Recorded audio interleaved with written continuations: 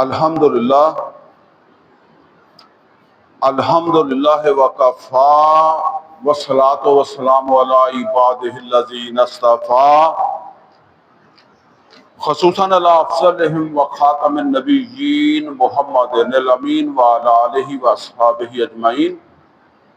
اعوذ باللہ من الشیطان الرجیم، بسم اللہ الرحمن الرحیم۔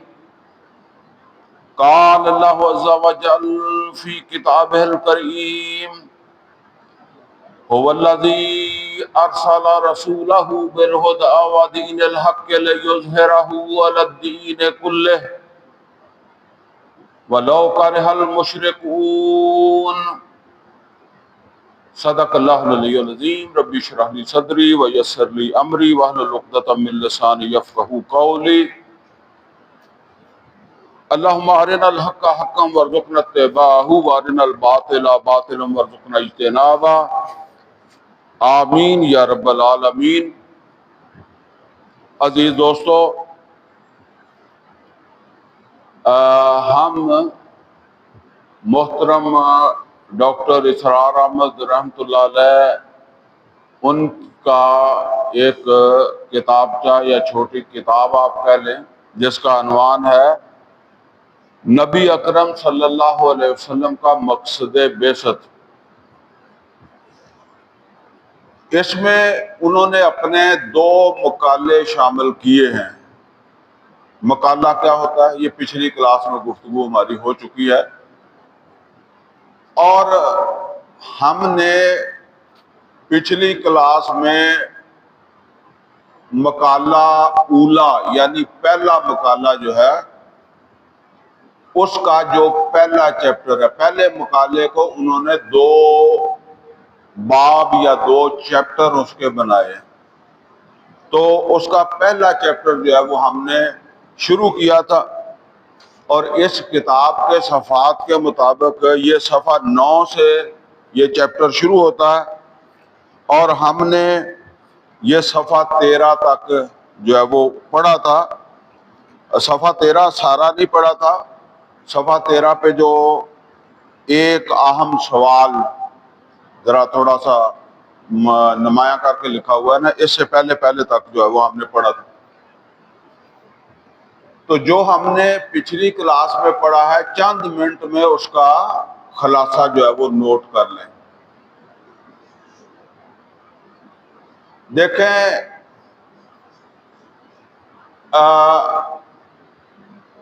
اللہ تعالیٰ نے انسانوں کی رہنمائی کے لیے انبیاء کو بھیجا، اور جتنے بھی انبیاء جو ہے وہ تشریف لائے، ان سب کا ایک ہی ہدف تھا۔ یہ قرآن حکیم کے اندر کئی مقامات کے اوپر یہ بات اللہ تعالیٰ نے فرمائی ہے کہ سب انبیاء جو ہے ان کا ایک ہی ہدف تھا۔ البتہ محمد الرسول اللہ صلی اللہ علیہ وسلم کو اس اعتبار سے اللہ تعالیٰ کی طرف سے اضافی ذمہ داری دی گئی یا اضافی کام سونپا گیا،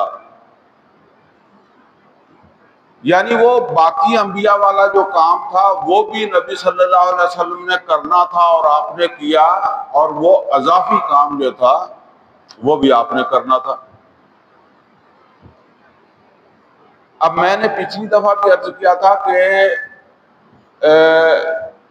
سوال ایک ذہن میں آ جاتا ہے نا کہ پچھلے انبیاء کو یہ اضافی کام اللہ دے دیتا، ٹھیک ہے نا؟ تو دراصل یہ سمجھ لیں کہ یہ انسانیت جو ہے جس کا آغاز آدم علیہ السلام سے ہوا، یہ ابھی بالغ نہیں ہوئی تھی، اپنے بلوغ کو نہیں پہنچی تھی۔ یہ آپ اس طریقے سے سمجھ لیں کہ جس طریقے سے ایک بچہ ہوتا ہے، تو بچے میں بھی آنکھیں بھی ہیں، کان بھی ہے، دل دماغ بھی ہے، سارا کچھ ہے نا، لیکن اس کی سوچ فکر وہ محدود ہوتی ہے، ٹھیک ہے نا۔ پھر جس وقت وہ ذرا بڑا ہو جاتا ہے، 20 سال کا، 18 سال کا ٹین ایجر ہو گیا، اب وہ اور طرح کی سوچ فکر، اب اس کا دماغ اور طرح سے کام کرتا ہے، یہی صلاحیت اور طرح سے کام کرتی ہے، حالانکہ ہے تو وہی تسلسل ہے۔ پھر جس وقت وہ 40 سال کا ہوتا ہے، 45 سال 50 سال کا ہو جاتا ہے، تو اب وہ لڑکپن والی باتیں ختم ہو جاتی ہیں، ٹھیک ہے نا۔ حالانکہ ایک ہی آدمی ہے اور اس کے وہی اعضاء ہے، وہی آنکھیں ہیں، وہی کان ہے، وہی پیٹ ہے، جو کچھ بھی ہے، ٹھیک ہے نا۔ اسی طریقے سے ایک معاشرہ جو ہے وہ بھی، اس کا بھی ایک وہ دور ہے جسے آپ یوں سمجھ لیں کہ یہ اس کا بچپن کا دور ہے، پھر اس کا وہ جو ہے وہ لڑکپن کا دور ہے، پھر اس کی کہ بلوغت بالغ ہونے کا دور ہے۔ لہذا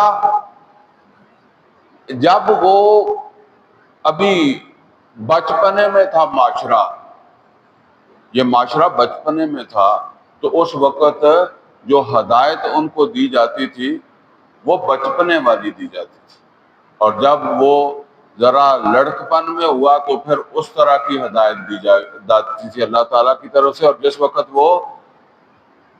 وہ بلوغت کو پہنچا تو وہ زمانہ تھا محمد رسول اللہ صلی اللہ علیہ وسلم کا، لہٰذا اسے وہ ہدایت ملی، یہ ہدایت پہلے کسی کو مل ہی نہیں سکتی تھی۔ اسی لیے جب یہ آیت نازل ہوئی ہے نا، الیوم اکملت لکم دینکم واتممت علیکم نعمتی، یہ بخاری اور مسلم دونوں میں ہے، عمر فاروق رضی اللہ تعالیٰ عنہ اس کے راوی ہیں۔ یہود یہ کہتے تھے کہ اگر یہ آیت ہمارے اوپر نازل ہوتی تو ہم اسے اس کے نزول کے دن کو عید کا دن جو ہے وہ بنا لیتے، یعنی اس دن کو ہم عید کی طرح جو ہے وہ مناتے۔ تو بہرحال جو ہے وہ یہ وہاں فرمایا الیوم اکملت لکم دینکم واتممت علیکم نعمتی، ساری نعمت جو ہے وہ ہم نے تمہیں دے دی ہے، نعمت ہدایت، اس کا اتمام کر دیا ہے تمہارے اوپر۔ تو آپ اس کو اس طریقے سے بھی سمجھ سکتے ہیں کہ دیکھیں یہ ویسے بات سب کو سمجھ نہیں آئے گی، لیکن سمجھ تو آ جائے گی سب کو، لیکن سب نے دیکھی نہیں ہوگی۔ یہ ہم بہاول نگر جاتے ہیں نا، تو یہاں ایک پل آتا ہے، ٹھیک ہے نا، دریا کے اوپر ایک پل آتا ہے کہ نہیں آتا؟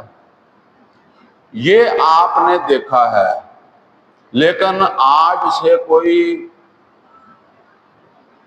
50 سال پہلے یہ پل یہاں نہیں ہوتا تھا، وہ آپ نے نہیں دیکھا ہوگا، اسی لیے میں نے کہا تھوڑا سا آپ کو سمجھنا مشکل ہوگا۔ اس وقت کیا ہوتا تھا؟ اس وقت یہاں کشتیاں ہوتی تھیں، اور کشتیاں ساتھ ساتھ کھڑی کر کے ایک پل بنایا ہوا ہوتا تھا۔ شاید فیضل حسن صاحب یا ساتھ بزرگ بیٹھے ہیں، انہوں نے دیکھا ہوگا۔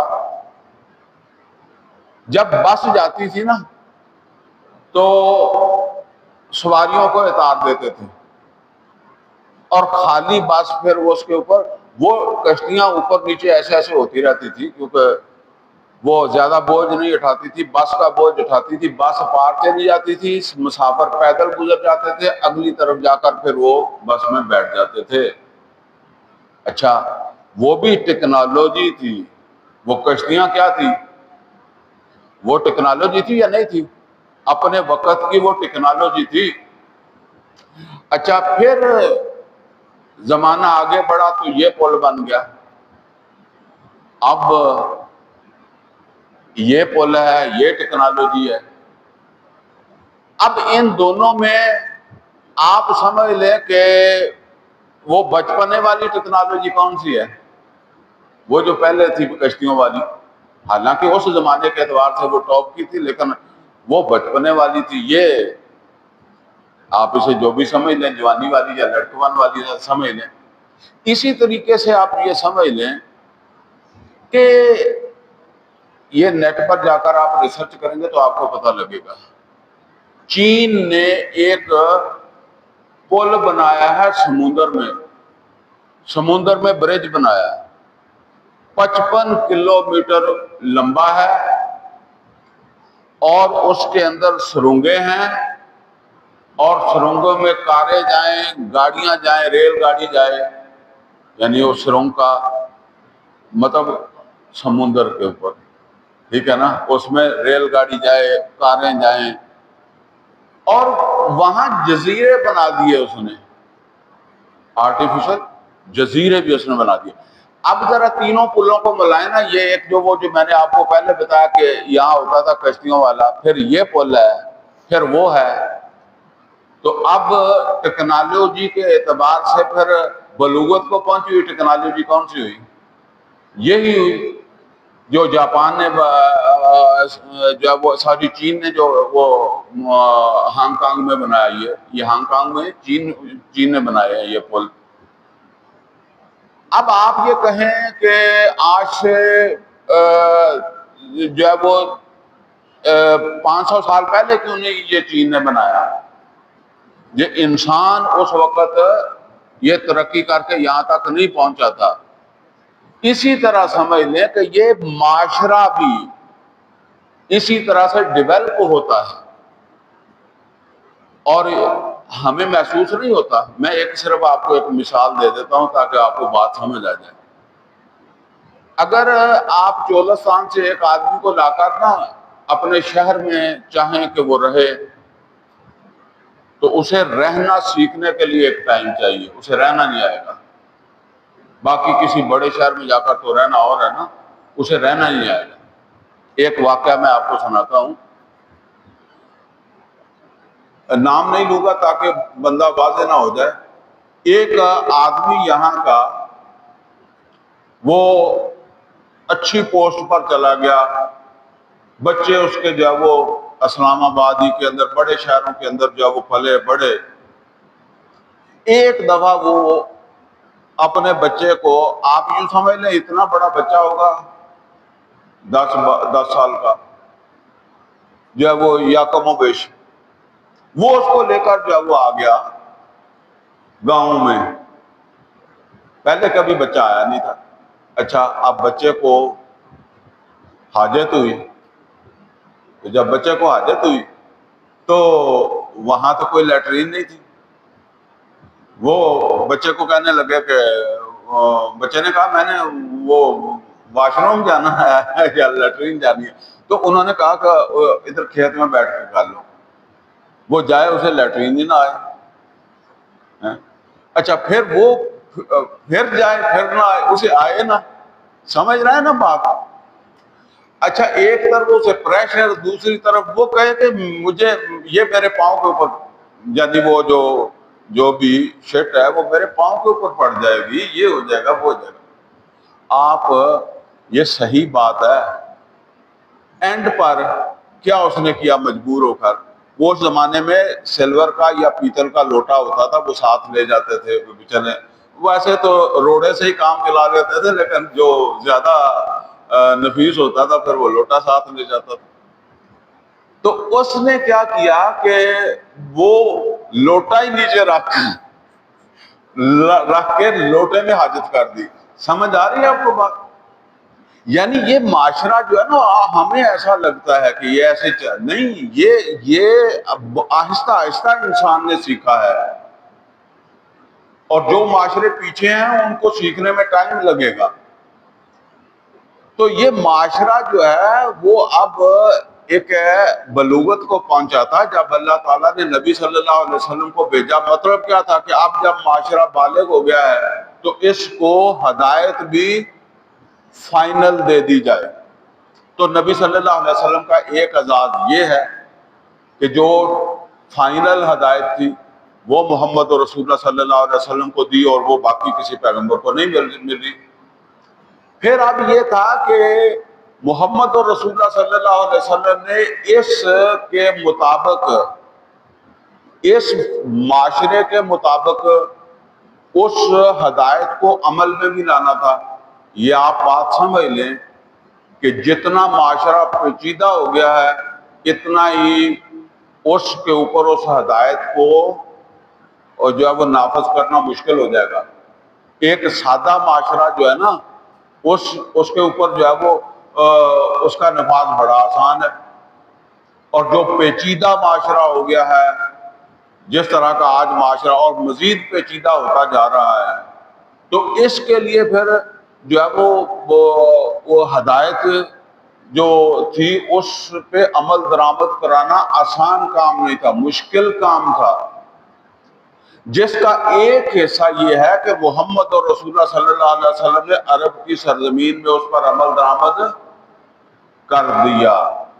یہ ہے نبی صلی اللہ علیہ وسلم کا اعزاز جو باقی پیغمبروں کو نہیں مل سکا، کہ ایک یہ ہے کہ آپ جو سمجھ لیں کہ وہ جاپان والی ٹیکنالوجی اور وہ بنا دیا، ٹھیک ہے نا، تو ہو سکتا ہے آگے اور بھی ٹیکنالوجی آ جائے، لیکن اس وقت تو وہ ہے نا۔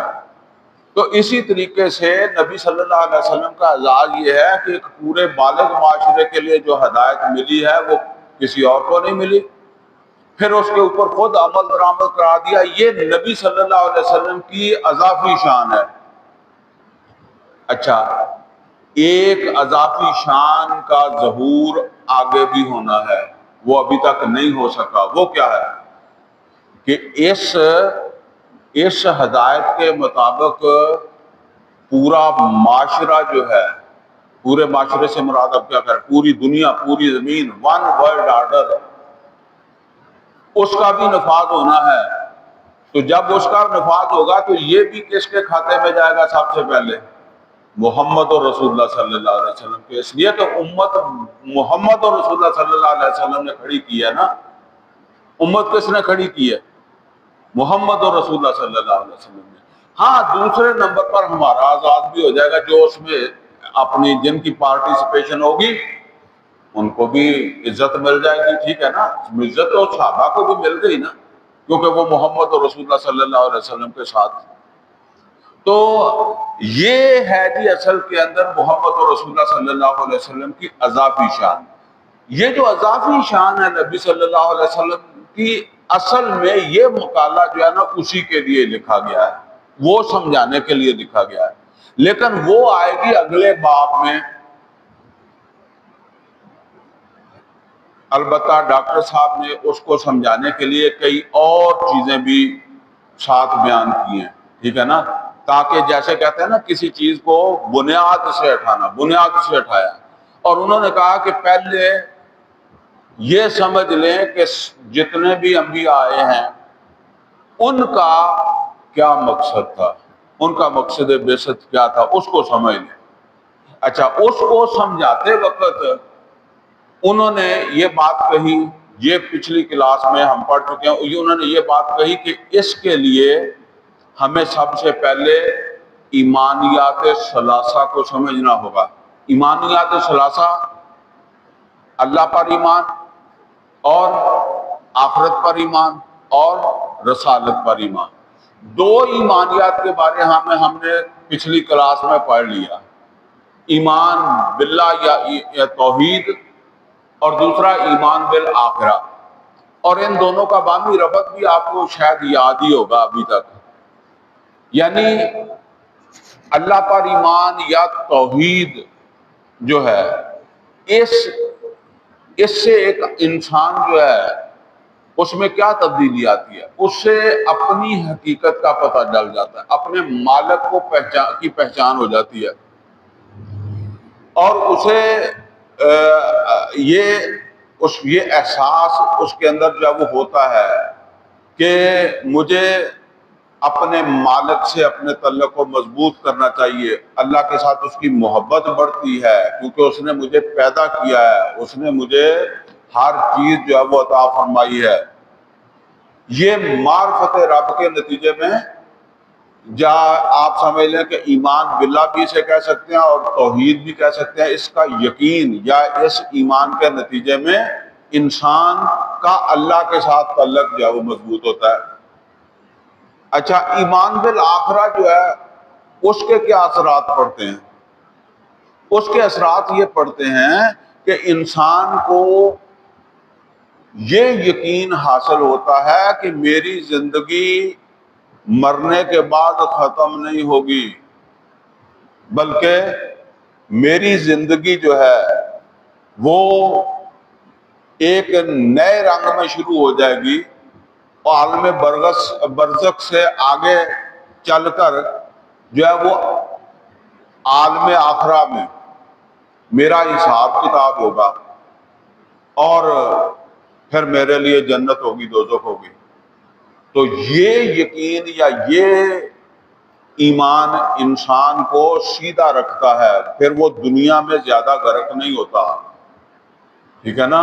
پھر وہ جیسے وہ پتنگ کی ڈور ہوتی ہے نا، تو وہ ڈور پتنگ کو کنٹرول کرتی ہے، یا ایمان بالآخرہ کیا کرے گا، انسان کو کنٹرول کرے گا۔ اب رہ گیا مسئلہ جو اہم مسئلہ ہے، وہ ہے ایمان بالرسالت کا۔ پھر ایمان بالرسالت کا کیا کام ہے، سمجھ آئی نا، کہ ایمان بالرسالت کا پھر کیا کام رہ گیا، تو اس کو اب ہم سمجھ رہے ہیں، اور آج کی اس کلاس میں اسی چیز کو ہم نے سمجھنا ہے۔ یہ تھوڑا سا توجہ کے ساتھ ہی سمجھ آئے گی، کچھ بھاری الفاظ بھی ہوں گے، لیکن میں کوشش کروں گا کہ سب آپ کو سمجھ آئے۔ اچھا، اس وجہ سے اب آگے آ جائیں۔ یہ ایمان بالرسالت، اس کے حوالے سے اب ڈاکٹر صاحب جو ہے وہ سمجھانے لگے ہیں، لیکن اس کو بھی سمجھانے سے پہلے کچھ اور سمجھا رہے ہیں۔ اب وہ کہتے ہیں کہ ایک اہم سوال، یہاں ایک اہم سوال پیدا ہوتا ہے کہ جس کے صحیح جواب ہی پر ایمان باللہ اور ایمان بالآخرت کے ساتھ ایمان بالرسالت کے صحیح منطقی ربط کے فہم اور ادراک کا دار و مدار ہے۔ منطقی کا کیا مطلب ہے، عقلی، منطق کسے کہتے ہیں، عقل کو، یعنی عقل کو تو یہ بات تب یہ سمجھ آئے گی کہ رسول کی کیا ضرورت ہے، اللہ رسول نہ بھیجتا پھر بھی کام چلتا تھا۔ تو وہ کہتے ہیں کہ ایک سوال ہے، اس کا صحیح جواب جس کو آ گیا اس کو تو سمجھ آ جائے گی ایمان بالرسالت کی، اور جس کو یہ جواب صحیح جواب نہ آیا اس کو سمجھ نہیں آ سکے گی۔ تو یعنی اب وہ سوال بتاتے ہیں کہ وہ سوال کیا ہے، یعنی یہ کہ انسان سے آخرت میں حساب کس بنیاد پر لیا جائے گا، یہ سوال ہے۔ اس سوال کا صحیح جواب جسے آ گیا اسے ایمان بالرسالت اور ایمان بالآخرہ اور ایمان باللہ کا تعلق بھی سمجھ آ جائے گی، اس کی ضرورت بھی سمجھ آ جائے گی۔ اچھا، یہ اس کا کیا مطلب ہے کہ انسان سے آخرت میں حساب کس بنیاد پر لیا جائے گا؟ یہ اصل میں یہ بات ہے کہ جب آپ اسکول میں پڑھتے ہیں، ایک بچہ 9ویں کلاس میں جاتا ہے، 10ویں کلاس میں جاتا ہے، تو اس سے امتحان لیا جاتا ہے، وہ امتحان دیتا ہے کہ نہیں دیتا سال کے بعد؟ تو وہ کس بنیاد کے اوپر امتحان دیتا ہے؟ ہاں، کس بنیاد ہے؟ سلیبس کی بنیاد پر، پچھلی کلاس کی بنیاد پر نہیں۔ وہ سلیبس ہوتا ہے، اسے دیا ہوتا ہے نا سلیبس، اس کی بنیاد پر دو، تو اس سے پتہ چلے گا تم نے پڑھا ہے کہ نہیں پڑھا، ٹھیک ہے نا۔ تو وہ ڈاکٹر صاحب کہتے ہیں کہ پہلے اس بات کو طے کریں کہ اللہ نے وہ سلیبس ہے یا جو اس نے امتحان لینا ہے، وہ امتحان کے لیے آدمی کو، انسان کو دیا گیا ہے، ٹھیک ہے نا۔ یہ کہ انسان سے آخرت میں حساب کس بنیاد پر لیا جائے گا، یا بالفاظ دیگر محاسبہ اخروی کی اساسات کیا ہے، اساس بھی بنیاد کو ہی کہتے ہیں، کہ کس بنیاد کے اوپر اللہ نے وہ حساب لینا، بھائی اللہ نے کیا دیا ہے جس کا حساب لینا ہے، جیسے کہتے ہیں۔ اب اگلے صفحے پہ آ جائیں۔ مطالعہ قرآن حکیم سے اس کا جو جواب سامنے آتا ہے، اسے ایک جملے میں تو اس طرح ادا کیا جا سکتا ہے۔ یہ جو سوال ہے اس کا جواب ڈاکٹر صاحب کہہ رہے ہیں کہ ایک جملے میں اس طرح ادا کیا جا سکتا ہے. اب ذرا دھیان کرنا، یہ جملہ بہت مشکل ہے، ٹھیک ہے نا؟ تو میں کوشش کروں گا کہ یہ آپ کو واضح ہو جائے. یہ جملے کو بھی آپ نے دو حصوں میں تقسیم کر لینا ہے، میں کر دوں گا، آپ کو سمجھ آ جائے گی. انسان اولاً اور اصلاً تو مسئول ہے. مسئول کس کو کہتے ہیں؟ جواب دے، جس سے سوال ہو سکے، ٹھیک ہے نا؟ کہتے ہیں نا سوال، یہ پچھلی دفعہ بھی میں نے بتایا تھا. جواب دے. انسان اولاً اور اصلاً تو جواب دے. اب میں مسئول نہیں کہہ رہا، میں جواب دے کہہ رہا ہوں تاکہ آپ کو سمجھ آ جائے. کس چیز کا جواب دے؟ ان استعدادات فطریہ کا، یعنی فطری طور پر اللہ تعالیٰ نے جو انسان کو استعدادات، استعداد کسے کہتے ہیں؟ صلاحیت، ٹھیک ہے؟ فطریہ یا لطائف اصلیہ. اچھا جی، یہاں اب آپ کو لطائف کا مسئلہ بن جائے گا، اور وہ میں آگے آپ کو تھوڑا سا آگے جا کے سمجھا دیتا ہوں، ٹھیک ہے؟ ابھی اس کو آپ چھوڑ دیں. جب یا آ گیا تو آپ کو ایک بات سمجھ آ گئی، دوسری نہیں بھی سمجھ آئی، تو اس کا مطلب یہ ہے کہ دو باتوں میں سے ایک سمجھ آ گئی تو آپ بات سمجھ آ گئی آپ کو. لطائف اصلیہ کی بنیاد پر جو ہر انسان میں ودیت کیے گئے ہیں، جیسے سما کسے کہتے ہیں؟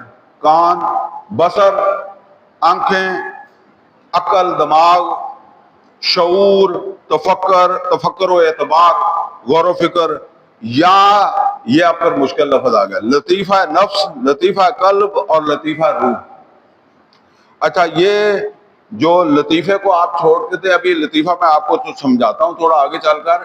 آپ اس کو صرف نفس، قلب اور روح سمجھ لیں، ٹھیک ہے نا؟ لطیفے کا لفظ ہٹا کے تو یہ سمجھے. تو وہ ڈاکٹر صاحب کہتے ہیں کہ اصلاً انسان جواب دہ ہے. وہ جو انسان کو اللہ تعالیٰ نے جو فطری استعدادات، صلاحیتیں دی ہیں، پھر اللہ نے کان دیے ہیں، دماغ دیا ہے، آنکھیں دی ہیں، ٹھیک ہے؟ اس کی بنیاد کے اوپر کیا ہے؟ جواب دہ ہے. اچھا، یہ تمام انسانوں کو دیے ہیں؟ یہ مسلمانوں کو دیے، باقیوں کو نہیں دیے؟ سب کو دیے نا. تو اس وجہ سے تمام انسان حساب دیں گے، لیکن حساب میں فرق ہوگا. جن کے پاس پیغمبر آیا ان کا حساب اور ہوگا اور ان کا حساب اور ہوگا. مثال کے طور پر ان سے کوئی نماز کا حساب تو نہیں ہوگا، ان سے روزے کا حساب نہیں ہوگا، جو شریعت والی چیزیں ان کا نہیں ہوگا، لیکن وہ چیزیں جو انسان کی عقل میں آتی ہیں. مثال کے طور پر ایک آدمی کسی بت کو پوجتا رہا، پیغمبر کی ہدایت اس کے پاس نہیں پہنچی، اس سے یہ سوال ہوگا کہ تجھے یہ جو دماغ دیا تھا، کان دیے تھے، آنکھیں دی تھی، اس کی بنیاد کے اوپر تو بتا کہ تو کیسے اس کو صحیح سمجھتا تھا، اس کا جواز بتا، ٹھیک ہے نا؟ یا اسی طریقے سے مثال کے طور پر کوئی آدمی جو ہے وہ کسی عورت کو تنگ کرتا ہے، اس کی بے حرمتی کرتا ہے، اس کا حساب ہوگا اس سے بھی. کیوں؟ دیکھیں، یہ اللہ نے فطرت میں رکھی ہے. مثال کے طور پر میں بازار میں جا رہا ہوں اور کسی کی بیٹی ہے تو میں اسے چھیڑ دوں گا، ٹھیک ہے؟ اور جب مجھے یہ پتا چلے کہ میری بیٹی جا رہی تھی، کسی نے چھیڑا، مجھے تکلیف ہوگی کہ نہیں ہوگی؟ یہ تکلیف کا احساس کہاں سے آیا؟ یہ کوئی قرآن پڑھ کر آیا؟ نہیں، یہ اندر سے ہی آ گیا، ٹھیک ہے نا؟ یہ اس کا حساب ہو جائے گا، ٹھیک ہے نا؟ تو اس طرح کی جو چیزیں ہیں جنہیں آپ کہہ سکتے ہیں کہ اخلاقی چیزیں ہیں، یعنی وہ انسانی اخلاق میں آتی ہیں، اس کا حساب اللہ ان سے بھی لے گا. شریعت اور چیز ہے، ٹھیک ہے نا؟ یہ پہلی بنیاد ہے محاسبے کی، جو سب سے ہوگا، پھر سمجھ لیں. اب دوسری بنیاد کیا ہے؟ اور ثانین یعنی دوسری بنیاد اللہ تعالیٰ نے انسان پر اتمام حجت کا اہتمام کیا ہے بذریعہ اجرائے وحی، انزال کتب اور بعثت انبیاء اور ارسال رسل۔ یہ تو آپ سمجھ گیا، جس کا مطلب یہ ہے کہ جس کا مختصر نام ایمان میں رسالت ہے، ٹھیک ہے نا۔ پہلی بنیاد کیا ہے وہ ابھی ہم پڑھ چکے ہیں، آنکھیں ہیں، کان ہے، دماغ ہے، ٹھیک ہے، اور وہ استعدادات فطریہ ہے۔ اور دوسری بنیاد کیا ہے؟ یہ رسولوں کا آنا ہے، کتابوں کا آنا ہے، وحی کا آنا ہے۔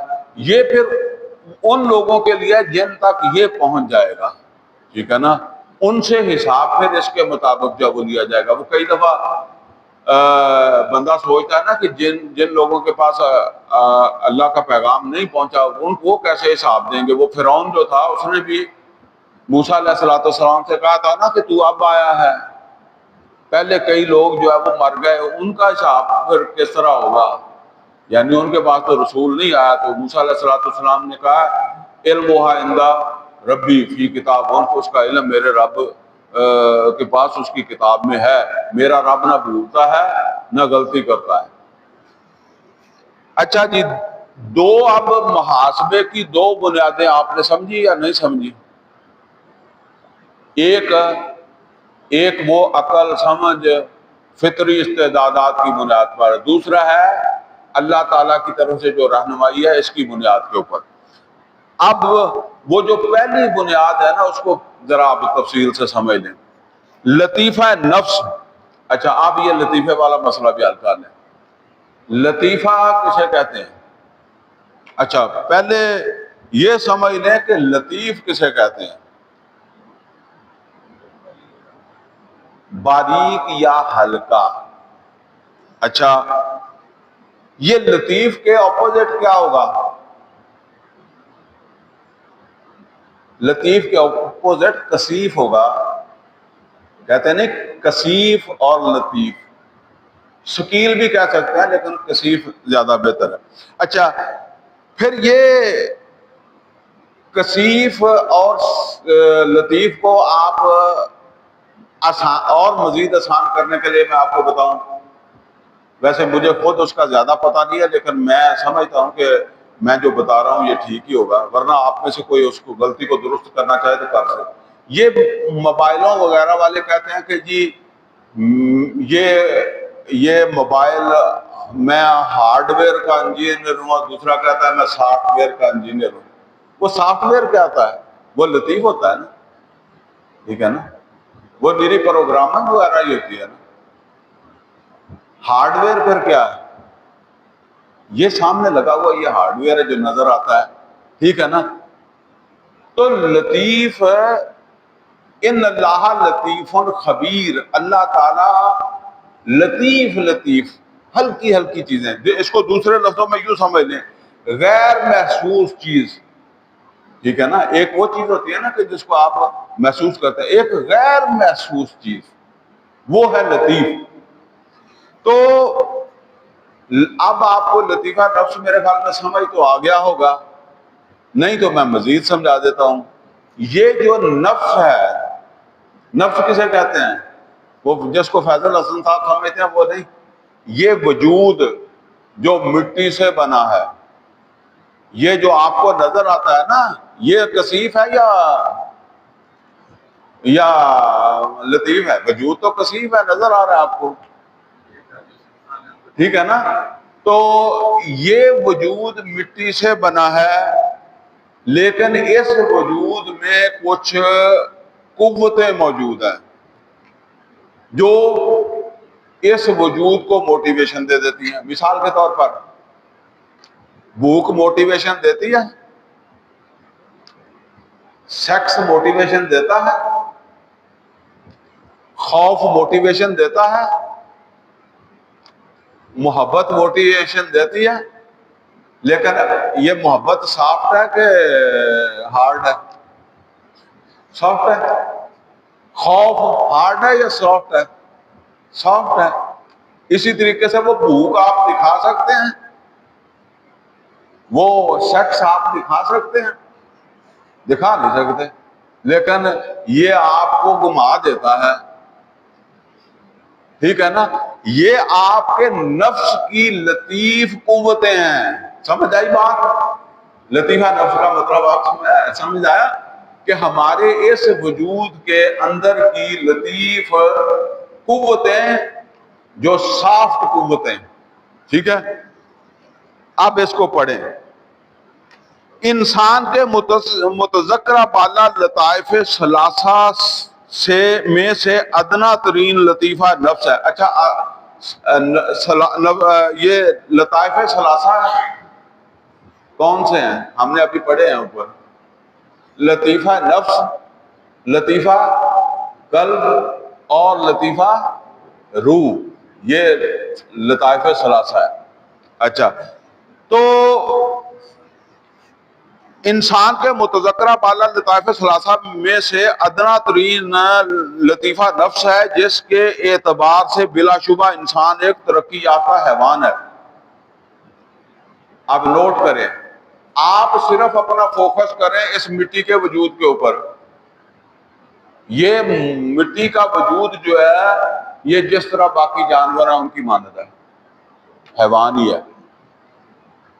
اور اس کے اندر جو تحریکیں اٹھتی ہیں وہ بھی حیوانوں جیسی ہوتی ہیں.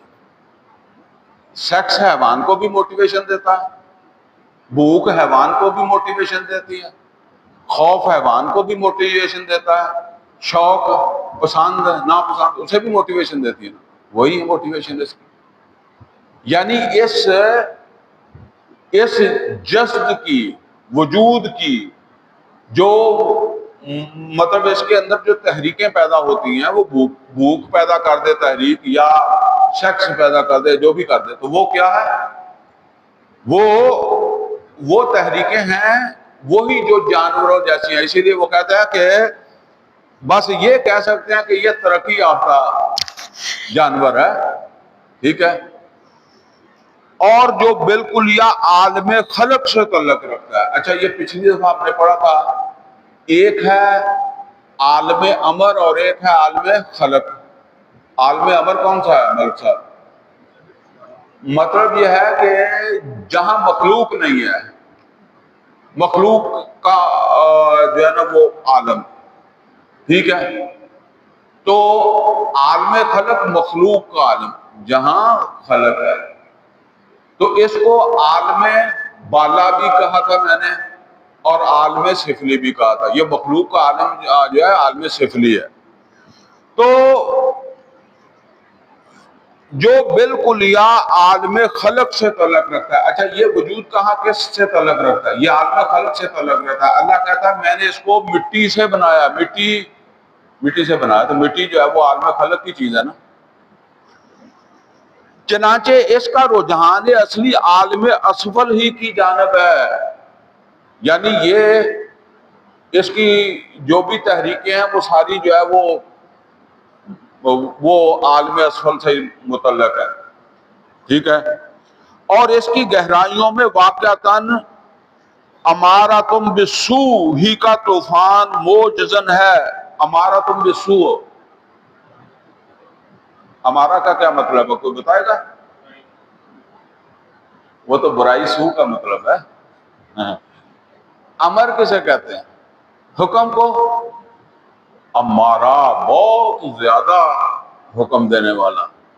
وہ جو یوسف علیہ السلام نے کہا تھا نا، ان النفس لامارۃ بالسوء، سورہ یوسف میں ہے نا، کہ بے شک یہ نفس جو ہے وہ تو امارتاً، بڑا زیادہ حکم دینے والا ہے برائی کا. یعنی یہ جو وجود ہے اس کی ساری قوتیں جو ہیں وہ اسی طرف جائیں. مطلب اس کو نہیں پتا، جب بھوک اٹھے گی تو اس کو حلال حرام کی کوئی تمیز نہیں ہے. اس کو یہ ہے کہ مجھے مرنا چاہیے. اگر سیکس جاگ گیا ہے تو پھر اس کو حلال حرام کا وجود کو نہیں سمجھ آئے، ٹھیک ہے نا؟ یہ تو پھر کہتا ہے کہ جدھر بھی پورا ہو جائے ہو جائے، ٹھیک ہے نا؟ تو یہ بات ہے کہ اس میں سے جتنی بھی تحریکیں اٹھتی ہیں نا وہ اسی طرح کی ہیں. جس کا ایک پہلو سے مشاہدہ کیا مارکس نے یہ مارکس پتہ کیوں ہے؟ کارل مارکس، اس نے کیا مشاہدہ کیا؟ اس نے کہا کہ انسان کا اصل مسئلہ کیا ہے؟ پیٹ ہے، معاش ہے۔ تو اس نے کہا کہ اگر سب لوگوں کو روٹی ملنے لگ جائے تو مسئلے ختم ہو جائے، بندے سیدھے ہو جائیں، ٹھیک ہے۔ اس نے وہ جو داس کیپیٹل لکھی ہے نا، تو وہ معاشی مسئلہ کا اس نے حل نکالا کہ انسان کا سب سے بڑا مسئلہ کیا ہے؟ معاش۔ اچھا، دوسری جانب سے مشاہدہ کیا فرائیڈ نے۔ اب فرائیڈ جو ہے اس نے کیا مشاہدہ کیا؟ کارل مارکس نے تو وہ کیا، اس نے جو مشاہدہ کیا اس میں اس نے کہا کہ انسان کے اندر جو سب سے زیادہ پاورفل جو ہے وہ محرک ہے وہ سیکس ہے، لہذا سیکس فری معاشرہ ہو جائے نا۔ مطلب یہ ہے کہ جس طرح آپ کہتے ہیں کہ پیٹ بھریا ہوئے تو بندہ چوری کیوں کرے، اور کہندا اگر سیکس کی ضرورت پوری ہوندی ہوئے تو آپ ہٹ جان گے کرنو، لہذا معاشرہ ہی ایسا بنا دو کہ جس میں روک تھام کے جی یہ زنا ہوتا ہے، یہ فلاں ہوتا ہے، یہ ٹمگان ہوتا ہے، آزادی، ٹھیک ہے نا۔ ادھروں تو رج کے رہن نا، تاکہ انہاں دا یہ مسئلہ مک جائے۔ اور تیسری طرف سے مطالعہ کیا ایڈلر نے، یہ سب فلسفی ہیں مغرب کے، یورپ کے، ایڈلر نے، اور یہی ہے وجود انسانی کا وہ جانب اصل جس کے بارے میں کچھ حقائق منکشف ہوئے ڈارون پر، ٹھیک ہے۔ اچھا جی، یہ آپ لطیفہ نفس سمجھ آ گیا اور اس کی تحریکیں بھی سمجھ آ گئی۔ یہ آگے آپ کو ذرا چل کر اور سمجھ آ جائے گی۔ لطیفہ روح، اس کا کیا مطلب ہے؟ روح کے اندر کی وہ لطیف قوت یا قوتیں جو بندے کو موٹیویشن دیتی ہیں۔ اچھا، یہ سمجھ لیں کہ یہ جسد یہ عالم خلق کی چیز ہے، تو روح کس کی چیز ہے؟ عالم بالا یا عالم امر، ٹھیک ہے نا، عالم امر کی چیز ہے۔ فرشتے بھی عالم امر کی چیز ہے، اور جس چیز سے یوں سمجھ لیں کہ فرشتے بنے ہیں، اسی چیز سے کام سے روح بھی بنی ہے۔ اچھا، اب آئیں اور بالکل دوسری انتہا پر۔ اب یہ نفس کی جو ہے وہ ایک انتہا ہے، روح کی دوسری انتہا ہے، بالکل دوسری انتہا پر لطیفہ روح ہے جس کی نسبت ہے خود ذات باری تعالیٰ کی جانب۔ یہ روح کے بارے میں اللہ تعالیٰ کہتا ہے کہ یہ روح میں نے اپنی روح میں سے پھونکی ہے۔ ہم اس کو اس طرح سمجھ نہیں سکتے، لیکن قرآن کریم میں یہ اس طرح اللہ تعالیٰ نے فرمایا، یہ اس کو پڑھ لیں، وَنَفَخْتُ فِيهِ مِن رُوحِي، جب میں اس میں پھونک دوں اپنی روح میں سے، اپنی روح میں سے۔ اب دیکھیں یہاں فرق ہے، کہتا ہے جسم میں نے بنایا مٹی سے، تو مٹی بھی تو اللہ کی ہے، ایسے نہیں کہا کہ میں اپنی مٹی سے اس کو بنا رہا ہوں، مٹی سے بنا رہا ہوں۔ لیکن روح کے بارے میں کیا ہے کہ میں اپنی روح میں سے اس میں پھونک دوں۔ یہ سورہ ہجر میں اور صاد میں آیا ہے، اور جس کا تعلق ہے کلیتاً عالم امر سے۔ روح کا تعلق کہاں سے ہے؟ عالم امر سے۔ قل الروح من امر ربی، یہ سورہ بنی اسرائیل میں پوچھا گیا نا کہ یسألونک عن الروح، تو جواب دیا گیا قل الروح من امر ربی، روح رب کا امر ہے۔ اور جس کا اصل رخ اپنے مرکز کی طرف مائل پرواز تھا حسن، یہ بس وہ انہوں نے شعر کا ایک حصہ لکھ دیا یہاں۔ مطلب کیا ہے کہ یہ جو جسد ہے اس کی قوتیں کدھر کھینچتی ہیں؟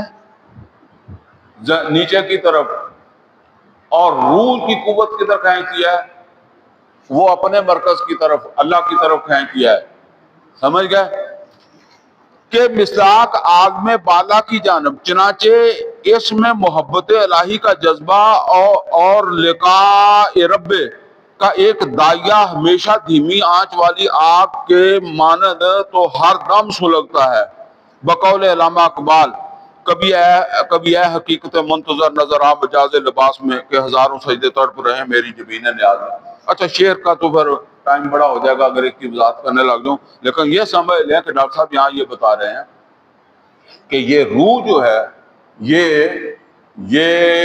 یہ خیر کی قوت ہے، جبکہ یہ جسد کیا ہے، یہ شر کی قوت ہے، ٹھیک ہے نا۔ اس کو یہ نیچے کی طرف کھینچتا ہے، وہ اس کو سیدھا رکھتی ہے۔ یعنی دوسرے لفظوں میں یوں سمجھ لیں کہ ایک گھوڑا ہے اور ایک سوار ہے۔ گھوڑے کو کنٹرول کرنے کے لیے سوار کے ہاتھ میں کیا ہوتا ہے؟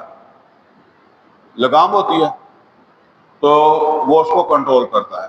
تو روح جو ہے وہ اسے کنٹرول کرنے کی، اس گھوڑے کو کنٹرول کرنے کے لیے کوشش، مطلب گھوڑا آزاد ہونا چاہتا ہے، وہ کنٹرول کرتی ہے۔ یہ ایک دونوں کے درمیان کشمکش ہے، روح اور جسد کے درمیان۔ البتہ کبھی کبھی اس میں ایک شعلے کسی لپک بھی پیدا ہو جاتی ہے، کبھی کبھی وہ روح جو ہے نا وہ بڑا جوش بھی اس میں پیدا ہو جاتا ہے، اور ایسے واقعات ہوتے ہیں، آدمی کہتا ہے جی آج میں فلاں آدمی کو جا وہ بس قتل کرنے کے لیے چلا گیا تھا، بس پھر اچانک ہی میرا دل بدلا یا ذہن بدلا، وہ ٹھیک ہے نا۔ تو اس طرح بھی ہو جاتا ہے بعض اوقات، اور بعض اوقات آدمی ایسے ہی کہتا ہے کہ یار آج تو مجھے اللہ بہت ہی یاد آیا، ٹھیک ہے نا۔ تو وہ جسد نے نہیں یاد کرایا، وہ روح نے یاد کرایا، جسے بعض ارباب دانش نے شعلہ مالاکوتی ڈیوائن سپارک سے تعبیر کیا ہے۔ اچھا جی، اب یہ دو چیزوں پر بات ہو گئی ہے، اب آگے ذرا چلیں، اس میں کیا کہتے ہیں ڈاکٹر صاحب؟ خیر و شر کا داخلی مارکا۔ گویا غلط نہیں کہا جس نے بھی کہا ہے کہ انسان عالم اصغر ہے۔ اچھا جی، یہ عالم اصغر کیسے ہے؟ کہ اس میں عالم بالا بھی ہے اور اس میں عالم اسفل بھی ہے۔ یعنی یہ جو میرا وجود ہے، اس میں عالم اسفل کی کون سی چیز ہے؟ جسد، اور جو ادنا ترین جو ہے وہ آپ اسے کیا کہیں گے؟ ادنا ترین پہلو کیا ہے؟ لطیفہ نفس بھی ایک جانب مسلح ہے استعدادات سماعت، بصارت، قوائے توکل و فکر۔ اب یہ جو ہمارا وجود ہے، اس کے ساتھ کان لگے ہوئے ہیں کہ نہیں لگے ہوئے؟ دماغ لگا ہوا ہے، آنکھیں لگی ہوئی ہیں، ٹھیک ہے نا۔ تو پھر جواب دہی کس کی ہونی ہے؟ دماغ کی، آنکھوں کی، کان کی۔ آدمی یہ کہے گا کہ جی مجھے تو نفس کھینچ کے لے گیا یا میرے اندر یہ تو نے رکھ دیا تھا۔ اللہ کہے گا اس کے ساتھ میں نے تجھے کان لگائے تھے، دماغ دیا تھا، آنکھیں دی تھی، ٹھیک ہے نا۔ یہ ہیں جن کی بنیاد پر جواب دہی کرنی پڑے گی۔ اور ویسے بھی یہ سمجھ لیں، وہ جو جذبہ آپ کے اندر پیدا ہوا ہے، خواہ وہ سیکس کا یا وہ کوئی پیٹ کا، تو اس کی تکمیل کس چیز سے آپ کرتے ہیں؟ عقل سے، آنکھوں سے، ان کو استعمال کرتے ہیں نا۔ ان کے ذریعے سے پھر اس کو کہیں نہ کہیں ڈھونڈتے ہیں نا، روزی ڈھونڈتے ہیں، یا آپ سمجھ لیں کہ وہ سیکس پورا کرنے کے لیے جو ہے وہ کوئی جگہ ڈھونڈتے ہیں۔ تو اس وجہ سے حساب کتاب ان کی بنیاد کے اوپر ہوگا۔ تو ادنا ترین پہلو یعنی لطیفہ نفس بھی ایک جانب مسلح ہے استعدادات سماعت، بصارت اور قواعد توکل و تفکر سے، اور دوسری جانب مسلح ہے ایک اخلاقی حس سے جو تمیز کرتی ہے خیر و شر میں اور پہچانتی ہے نیکی اور بدی کو۔ بنا بری خود گواہ ہے اپنے آپ پر بصورت نفس لوامہ۔ چنانچہ اب یہ نیچے اپنی بات کی دلیل کے طور پر ڈاکٹر صاحب جو ہے وہ یہاں کچھ آیتیں پیش کر رہے ہیں۔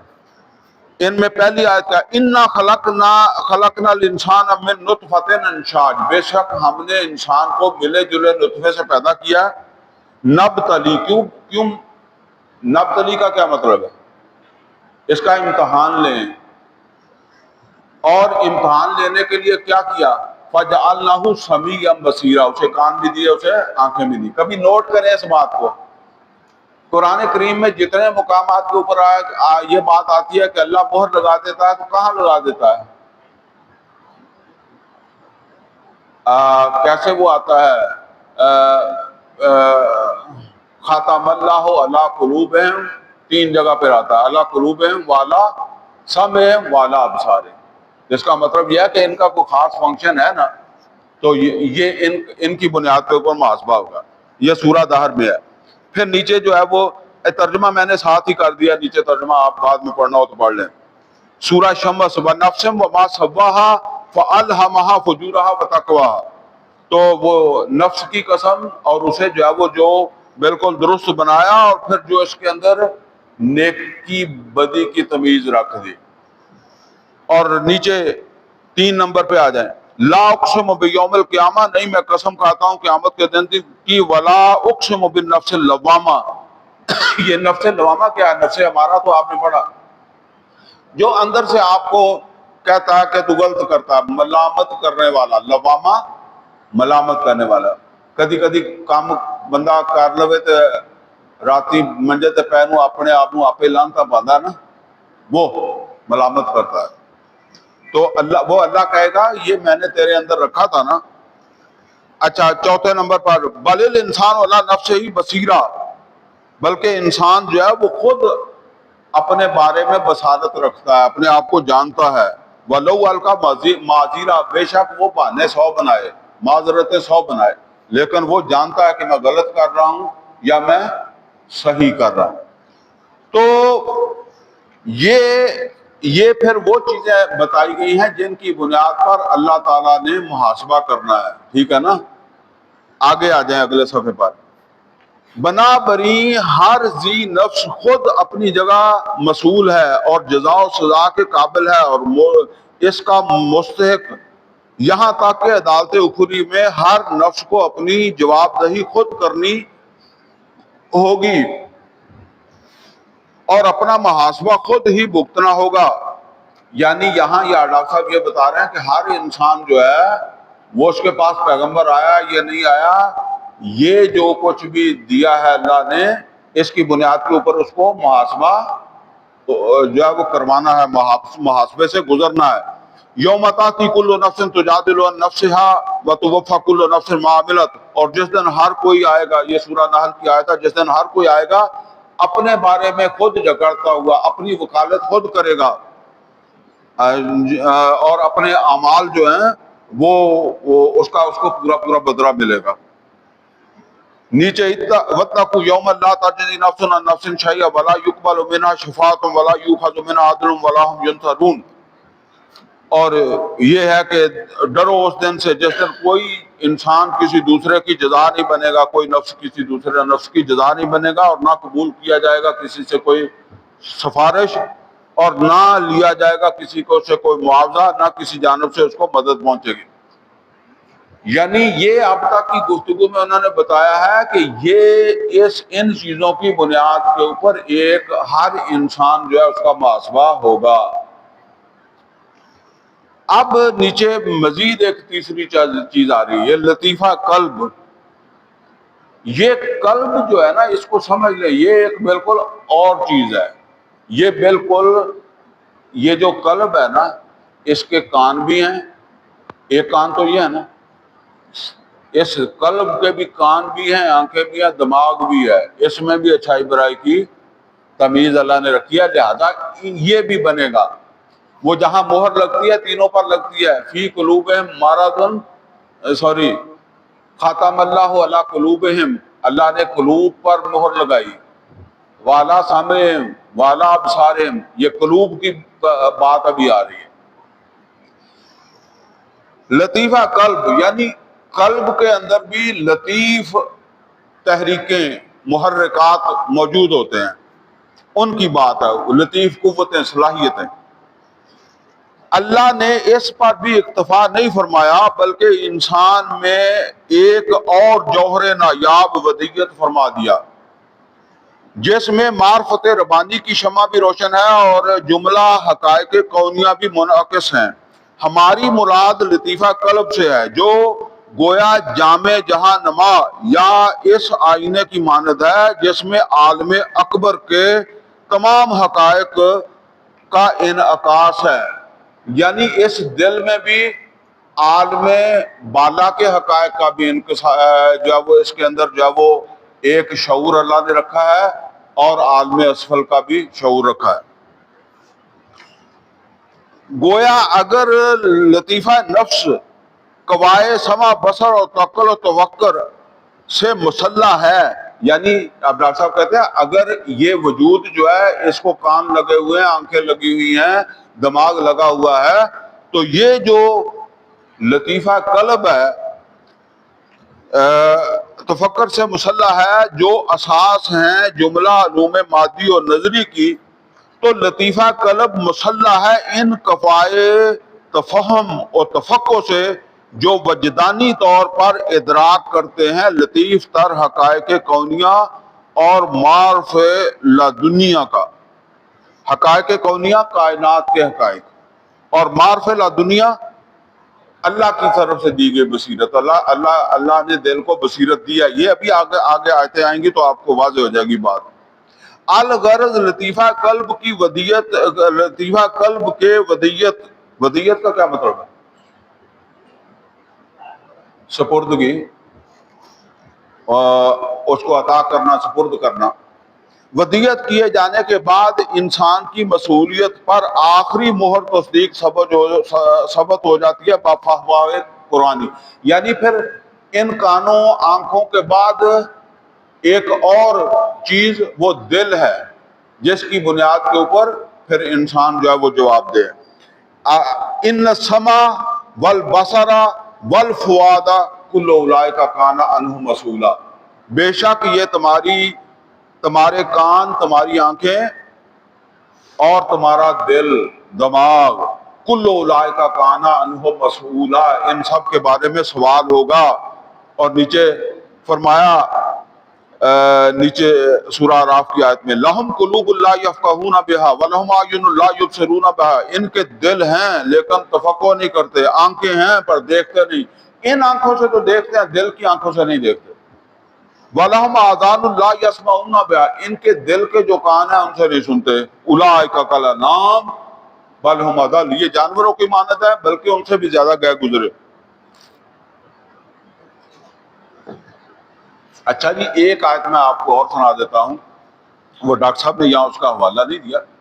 سورہ حج کی آیت نمبر 46 ہے، جس میں اللہ تعالیٰ فرماتا ہے، اور اس کے بعد تو گنجائش ضرورت ہی نہیں ہے، دل ان ساری چیزوں سے متصف ہے، کانوں سے بھی۔ اس میں اللہ تعالیٰ نے فرمایا فَإِنَّهَا لَا تَعْمَى الْأَبْصَارُ، بے شک آنکھیں اندھی نہیں ہوتی، آنکھیں تو دیکھ رہی ہوتی ہیں، وَلَكِنْ لَا تَعْمَى الْقُلُوبُ، لیکن اندھے ہو جاتے ہیں دل کی آنکھیں اندھی ہو جاتی ہیں۔ یہ آنکھیں نہیں اندھی ہوتی، کس کی آنکھیں ہو جاتی ہیں؟ اندھی دل کی ہو جاتی ہیں، اللاتی فی صدور، جو سینوں میں دل ہے ان کی بات۔ پھر سن لے سورہ حج کی آیت نمبر 46، فَإِنَّهَا لَا تَعْمَى الْأَبْصَارُ وَلَكِنْ تَعْمَى الْقُلُوبُ الَّتِي فِي الصُّدُورِ، آنکھیں اندھی نہیں ہوتی، دل اندھے ہو جاتے ہیں، دل کی آنکھیں اندھی ہو جاتی ہیں جو سینوں میں ہوتی ہیں، آنکھیں کھلی ہوتی ہیں، دماغ چل رہا ہوتا ہے، ٹھیک ہے نا۔ تو اس کا مطلب یہ ہے کہ ایک طرف یہ کان، آنکھیں، دماغ، اس کی بنیاد پر اللہ کہے گا، حساب لے گا، اور دوسرا قلب کی بنیاد کے اوپر لے گا کہ یہ تمہیں میں نے دل دیا تھا، یہ سارے الارم بجاتا تھا لیکن تم اس کی آواز نہیں سنتے تھے۔ اب آئیں گے آگے تھوڑا سا، اب ہم اصل وہ مسئلے کی طرف آ رہے ہیں۔ خیر و شر کے خارجی داعیات، یہ جتنے بھی داعیات ہیں یہ انسان کے اندر ہیں، سمجھ گیا نا؟ یہ انسان کے ساتھ ہی دل بھی انسان کے اندر ہے، روح بھی انسان کے اندر ہے، کان، آنکھیں سارے انسان کے وجود کے ساتھ ہے نا۔ اب خارج میں سے خیر اور شر کے داعیات، یہاں نوٹ کر لیں، جو خارج میں سے خیر و شر کا داعی ہوگا نا، اس کا کوئی کنٹرول انسان کے نفس کے اوپر نہیں ہوگا، وہ صرف داعی ہے، سمجھے؟ یہ بات اور وضاحت سے بھی آپ پڑھ لیں گے۔ خیر و شر کے مابین جو داخلی معرکہ انسان کی شخصیت کے باطنی میدان کارزار میں جاری ہے، اس کو تقویت پہنچانے والے کچھ داعیات خیر و شر خارج میں بھی موجود ہے. یعنی وہ جنگ جو اندر لگی ہوئی ہے کس کس کے درمیان میں ہے؟ روح اور جسد کے درمیان، نفس کے درمیان کا. تو اس کو باہر سے، خارج سے بھی خیر اور شر کے داعیات موجود ہیں جو ان کو اکساتے ہیں، موٹیویشن دیتے ہیں ان کو. وہ کون ہے؟ خیر و شر کے مابین جو داخلی معرکہ انسان کی شخصیت کے باطنی میدان کارزار میں جاری ہے، اس کو تقویت پہنچانے والے کچھ داعیات خیر و شر خارج میں بھی موجود ہیں. بقول علامہ اقبال، دنیا کو ہے پھر مار کر روح و بدن پیش، تہذیب نے پھر اپنے درندوں کو بارا، اللہ کو پامردی مومن پہ بھروسہ، ابلیس کو یورپ کی مشینوں کا سہارا. اس کو تو چھوڑے نا. لیکن یہ بات اچھی طرح سمجھ لینے کی ہے کہ اصل فیصلہ کن اہمیت داخلی کشاکش کی ہے. سمجھ گئے نا؟ یہ جو خارجی داعیات ہیں یہ کسی پر زور آور نہیں ہے. یہ نفس پر زور نہیں کر سکتے. جیسے کہتے ہیں نا کسی کو زبردستی نہیں کر سکتے. خارجی داعیات محض تقویت کا موجب بن سکتے ہیں. ٹھیک ہے نا؟ ان کو شاباش ہلاشیری دے سکتے ہیں. خواہ وہ خیر کی جانب تشویق و ترغیب پر مشتمل ہوں، خواہ شر کی طرف تحریض کہتا ہے ہرس کو، اور تحریض کسے کہتے ہیں؟ تحریض بھی ہوتا ہے موٹیویشن. وہ سورہ انفال میں آتا ہے نا، یا ایھا النبی حرض المؤمنین علی القتال، حرض، یعنی ان کو جنگ پر اکسائیں. تو وہ بات ہے کہ خواہ وہ خارج سے خیر کے داعیات ہوں یا شر کے داعیات ہوں، وہ صرف موٹیویشن دیتے ہیں، ترغیب و تشویق پر مشتمل ہوں، خواہ شر کی طرف تحریض پر. چنانچہ نہ کسی داعی شر حتیٰ کہ ابلیس لعین اور شیطان الرجیم تک کو یہ قوت اختیار حاصل نہیں ہے، یہ قوت و اختیار حاصل ہے کہ وہ کسی انسان کو بالجبر برائی کی طرف مائل کر لے. یعنی خارج میں پھر اب کون سی چیز ہے شر کی دائی؟ شیطان اور اس کی ذریت. لیکن ڈاکٹر صاحب جو بتا رہے ہیں وہ یہ بتا رہے ہیں کہ خارج کی خیر کی قوت ہو یا شر کی قوت ہو، اس کا کنٹرول نہیں ہے، وہ صرف اسے ترغیب دے سکتے ہیں. ٹھیک ہے نا؟ نفس میں سے جو اٹھتی ہے وہ طوفان یا محرکات ہیں، اس کو صرف موٹیویشن دے سکتے ہیں. تو بالجبر جو ہے وہ اس کے ساتھ جبر نہیں کر سکتے. یہ نیچے دو آیتیں بھی انہوں نے اس کے حوالے سے جو پیش کی ہیں. ان عبادی لیس لک علیہم سلطان الا من اتبعک من الغاوین. اللہ کہتا ہے کہ میرے بندوں پر تمہارا کوئی زور نہیں ہوگا. جن کو، شیطان کو کہتا ہے. انہ لیس لہ سلطان الا الذین آمنوا وعلی ربہم یتوکلون. اور یہ بھی وہ بات ہے کہ اللہ کہتا ہے کہ میرے جو بندے ہیں ان ایمان والے، ان کے اوپر شیطان کو کوئی اختیار نہیں ہوگا، جو واقعی ایمان والے ہوں گے اور اللہ پر توکل کرنے والے ہوں گے. اب نبی صلی اللہ علیہ وسلم کے حوالے سے بھی یہاں ایک حوالہ دیا جا رہا سورہ قصص کا، انک لا تہدی من احببت ولکن اللہ یہدی من یشاء. اے نبی آپ کسی کو چاہیں تو ہدایت نہیں دے سکتے، یہ اللہ ہدایت دیتا ہے. اب اس کو کیا حاصل ہے کہ نہ تو شیطان کا کسی کے اوپر زور ہے، نہ کسی پیغمبر کا زور ہے. پیغمبر بھی موٹیویشن ہی دیتا ہے اور شیطان بھی موٹیویشن ہی دیتا ہے، تحریک ہی دیتا ہے. اب نیچے آ جائیں. خیر اور شر کے ان خارجی دائیوں میں سے جہاں تک شر کے دائیوں کا تعلق ہے، انہیں تو سب جانتے ہیں. شر کے دائی کو تو سب جانتے ہیں. کون ہے شر کا دائی؟ شیطان اور اس کی اولاد. خارج میں شیطان اور اس کی اولاد، یعنی ابلیس اور اس کی صلبی اور مانوی ذریت، انسانوں میں سے بھی اور جنوں میں سے بھی، جن کے بارے میں قرآن میں بھی وضاحت ہے. انہ یراکم ہو وقبیلہ من حیث لا ترونہم. وہ شیطان اور اس کا قبیلہ تمہیں وہاں سے دیکھتا ہے جہاں سے تم ان کو نہیں دیکھتے. اور ایک حدیث میں نیچے نبی صلی اللہ علیہ وسلم نے فرمایا کہ شیطان جو ہے وہ انسان کے اندر خون میں گردش کر جاتا ہے. ٹھیک ہے. اچھا تو آگے کر جاتا ہے. لیکن داعیان خیر کے بارے میں یہ حقیقت بہت سے لوگوں کی نگاہوں سے اوجھل ہے کہ ملائکہ حیات دنیاوی کے دوران اصحاب خیر اور اہل حق کے لیے تقویت اور تثبیت کا ذریعہ بنتے ہیں. اچھا شر کا دائی شیطان ہے تو خیر کے دائی فرشتے ہیں جو انسان کو ثابت قدم رکھتے ہیں. اور جس طرح شیاطین جن و انس انسان کے نفسانی داعیات کی تحریک اور اشتعال کا سبب بنتے ہیں، اسی طرح ملائکہ انسان کی روح ملکوتی میں نشاط اور اہتزاز حرکت پیدا کرنا کا ذریعہ بنتے ہیں، اور معرکہ حق و باطل کے دوران اہل حق کے قلبی سکون اور اطمینان اور عملی ثبات اور استقلال کا سبب بنتے ہیں. یعنی وہ داخلی جو قوتیں ہیں ان کے بعد اب بات پہنچی ہے خارجی پر. تو خارج میں خیر کی قوت کون سی ہے؟ فرشتے. اور شر کی قوت کون سی ہے؟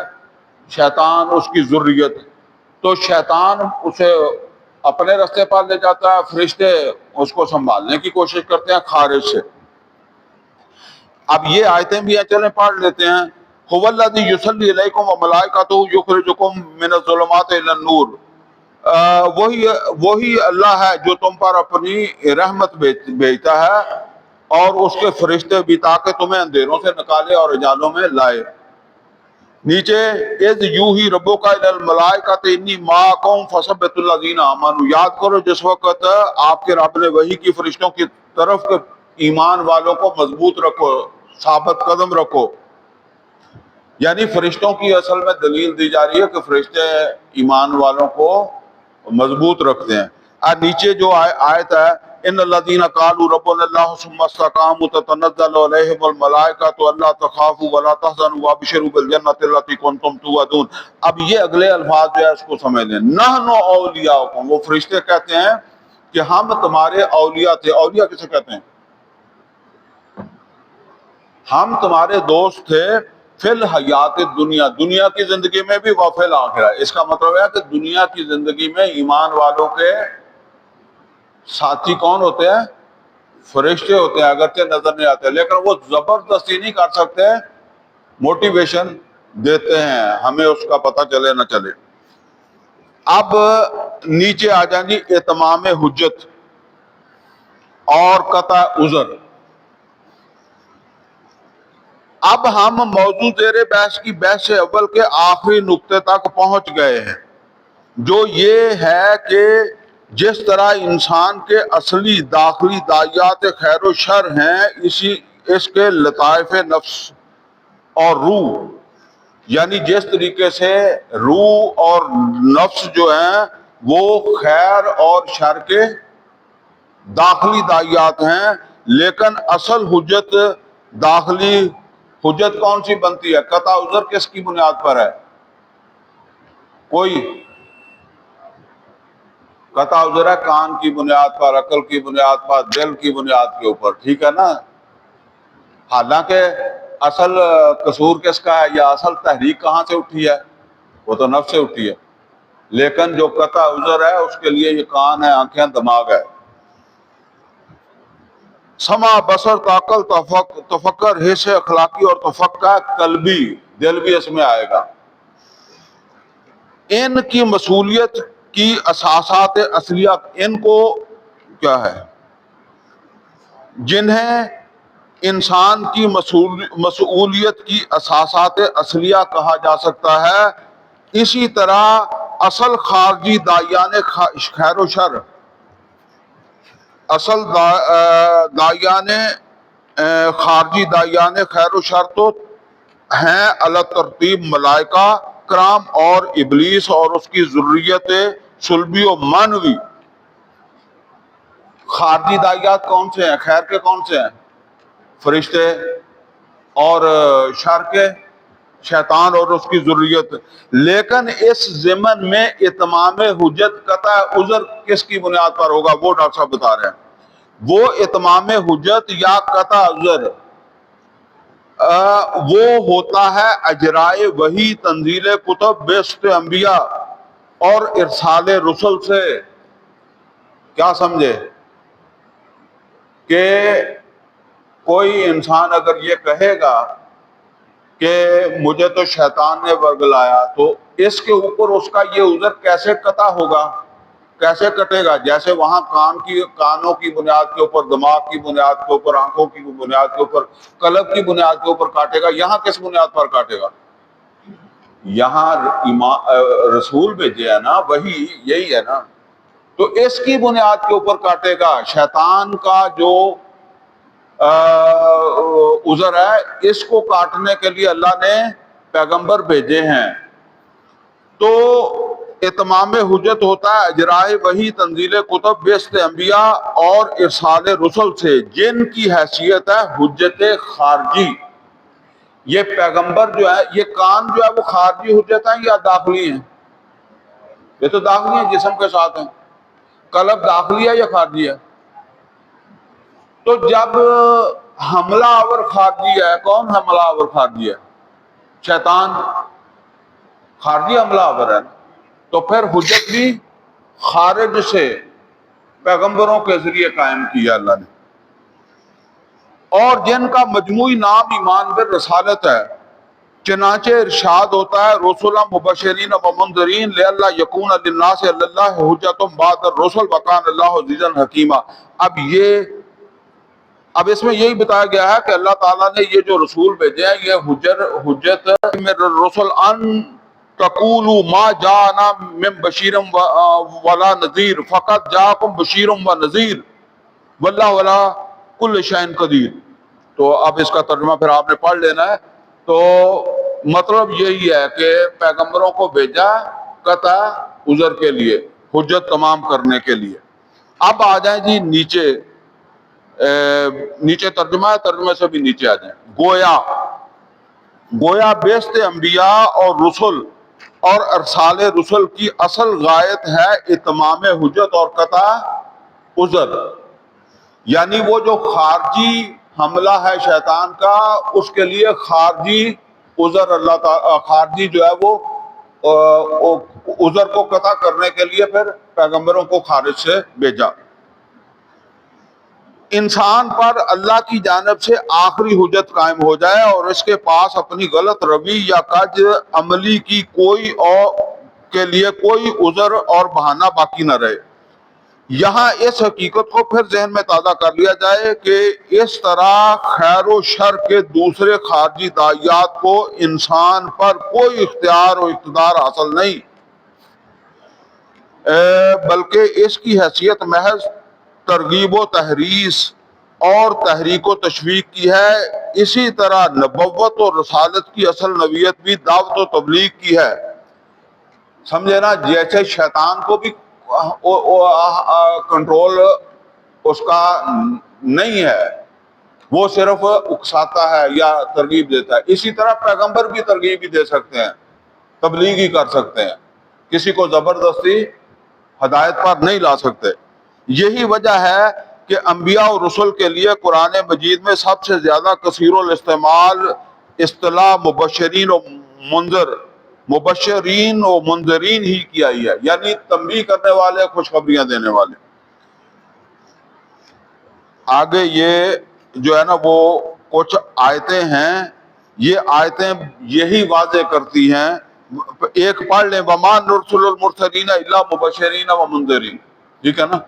یہ ساری آیتیں جو ہے نا وہ ان کا یہی مطلب ہے کہ قرآن بھی تذکیر ہی کرتا ہے، کسی بندے کے ساتھ زبردستی نہیں کرتا. پیغمبر بھی دعوت دے گا، تبلیغ کرے گا، کسی کے ساتھ زبردستی نہیں کر سکتا. اور اصل فیصلہ وہ نیچے ہونا ہے، اندر نفس نے کرنا ہے. اس نے فیصلہ کر لیا، ٹھیک ہے، وہ روح کے کنٹرول میں نہیں آیا، تو بس یا ترغیب کو مان گیا وہ، یا شیطان کی ترغیب کو مان گیا، یا جو ہے وہ سمجھ لے کہ رحمان کی ترغیب کو مان گیا. اب ذرا یہ 6 نمبر جہاں لکھا ہوا اس سے نیچے آ جائیں. اور ان سب کا مجموعی حاصل یہ ہے کہ انسان پر ایک خارجی گواہی اور شہادت قائم ہو جاتی. چنانچہ کار رسالت کی تعبیر کے لیے سب سے زیادہ جامع اصطلاح شہادت کی ہے. یعنی پیغمبر جو آئے ہیں وہ شہادت قائم کرنے کے لیے آئے ہیں، جو جیسے شہادت علی الناس شہادت کی ہے، اور فریضہ رسالت کا اصل حاصل شہادت علی الناس ہی ہے. سارے پیغمبر جو ہیں وہ شہادت علی الناس کے لیے ہی تشریف لائے تھے، اور محمد رسول اللہ صلی اللہ علیہ وسلم کی ذمہ داری میں یہ شہادت علی الناس بھی شامل ہے. ہماری ذمہ داری میں بھی شامل ہے، آپ کی ذمہ داری میں بھی شامل ہے، اس دنیا میں بھی اور آخرت میں بھی. بفہوائے آیات قرآنی انا ارسلنا الیکم رسولا، بے شک ہم نے لوگوں تمہاری طرف رسول کو بھیجا ہے، شاہدن علیکم جو تمہارے اوپر گواہ ہے، کما ارسلنا الی فرعون رسولا، ایسے ہی جیسے گواہ بنا کر ہم نے فرعون کی طرف رسول کو بھیجا تھا، ایسے ہی تمہاری طرف محمد رسول اللہ صلی اللہ علیہ وسلم گواہ بنا کر آ گئے. یہاں اصل میں ڈاکٹر صاحب یہ بتا رہے ہیں کہ رسول جو ہے وہ ایک گواہ کے طور پر کہ میں نے سمجھا دیا تھا، میں نے پہنچا دیا تھا، ٹھیک ہے نا. اگر شیطان نے ان کو ورگلایا تھا تو میں نے سمجھا دیا تھا. آگے 2 نمبر میں لے یکون الرسول شہیدن علیکم وتکونوا شہداء علی الناس، یہاں بھی وہی بات ہے کہ جو ہے نا وہ لوگوں کے اوپر جو ہے وہ گواہ بن جاؤ. اچھا 3 نمبر پہ آ جائیں. فَكَيْفَ إِذَا جِئْنَا مِنْ كُلِّ أُمَّةٍ بِشَهِيدٍ وَجِئْنَا بِكَ عَلَىٰ هَٰؤُلَاءِ شَهِيدًا. بس یہی اصل کے اندر یہ سورہ نساء کی آیت نمبر 41 ہے، جس میں اللہ تعالیٰ کہتا ہے کہ ہر امت سے ایک شہید کھڑا کریں گے جس نے اپنے